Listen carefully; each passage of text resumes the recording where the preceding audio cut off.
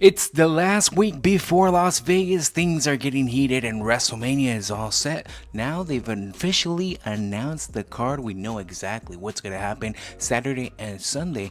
And just a few takeaways like, is it too soon to already book Chad Gable pretty much against Rey Mysterio? Yes, we have El Grande Americano against Rey Mysterio. And we're left wondering, was it kind of rushed? Another thing that could have been rushed, it's Lyra Valkyria, Bailey being in a tag team going for those tag team titles.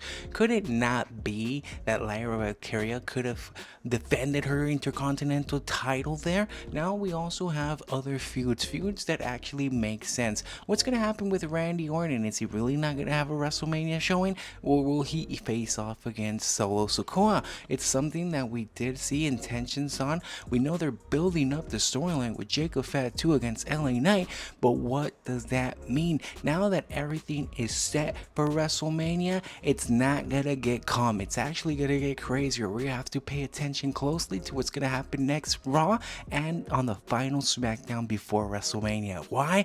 Because it is the pivotal places, the pivotal moments, the last stepping stones. Roxanne Perez against Tiffany Stratton. We know that they're building up that rivalry. Charlotte Flair against Tiffany Stratton. What will happen there? How will they sustain that?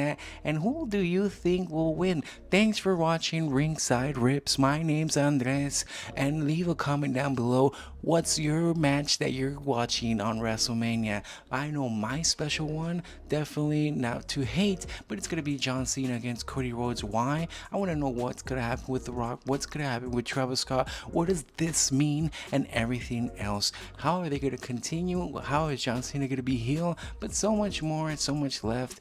And yes, of course, we're not gonna get our answers until WrestleMania night, but it definitely shows that the WWE is planning to go all out this year. They haven't made any stops. They keep on making twists and turns. They're not afraid to make surprises.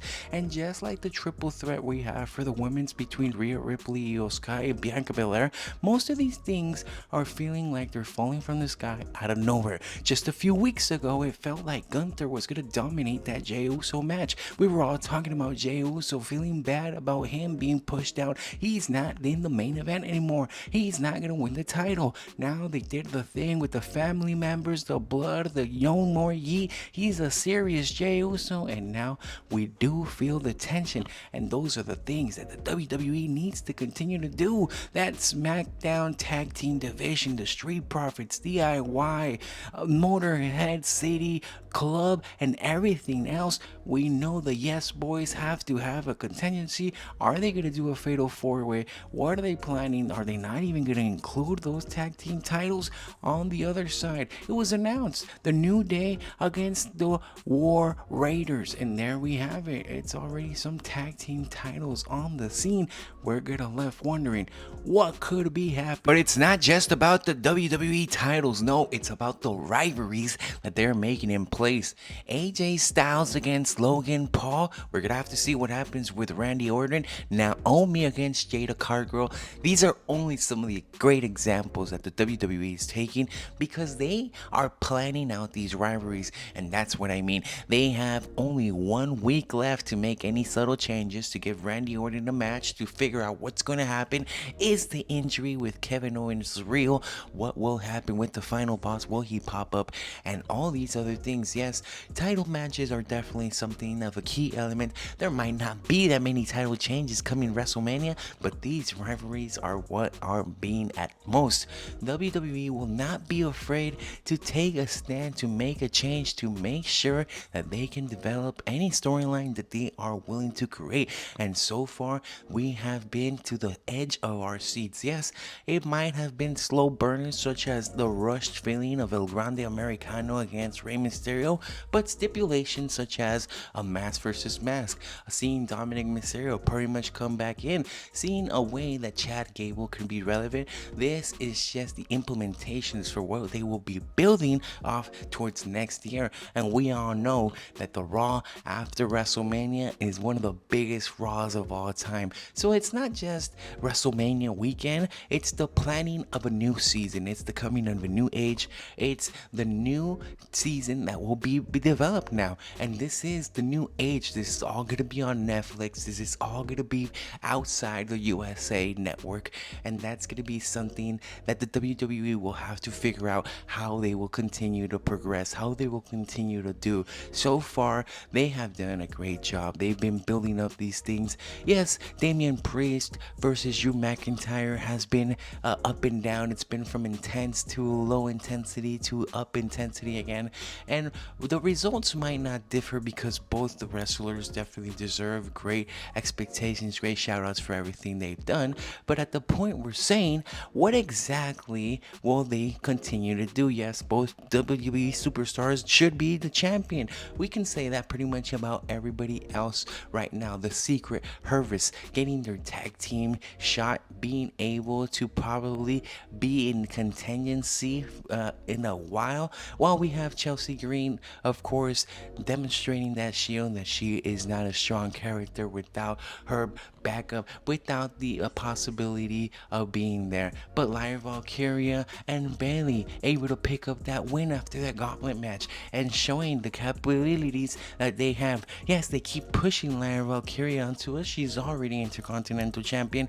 I wouldn't even be surprised if they make her two-time champion with the tag team in the Intercontinental by having Bayley pretty much later on down the road betray her, making Bayley a heel again. These are just some of the ideas that they can be building, and that's why you should be at the edge of your seat for this last week. What we saw was just a pivotal. They announced the matches, they made it clear what will be happening on Saturday and Sunday.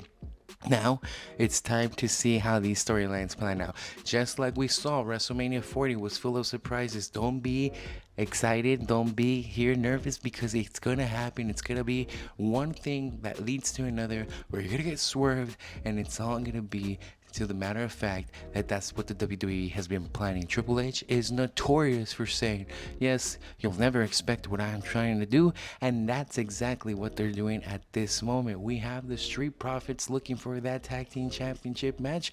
Will they even defend? So many titles on the line, and it's all about the biggest stage of them all. The rivalries are going to be finished, the titles are going to be changing, but it's not going to be just that. It's going to be surprise entrances, surprise guests, people that we never thought would be at the WWE, such as they keep involving people like Travis Scott, Logan Paul, Bad Bunny. Now we're wondering what other artists will be implemented after this WrestleMania season.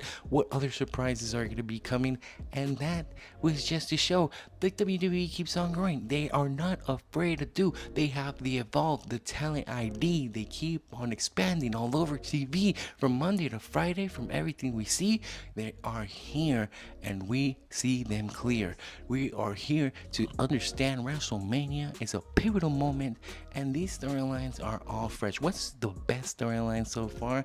I think what they've been doing with Tiffany Stratton and Charlotte Flair so far off the scenes, for what they're saying they're taking on personal status. They're not letting Charlotte Flair go to the shows anymore because the rivalry is actually getting too intense.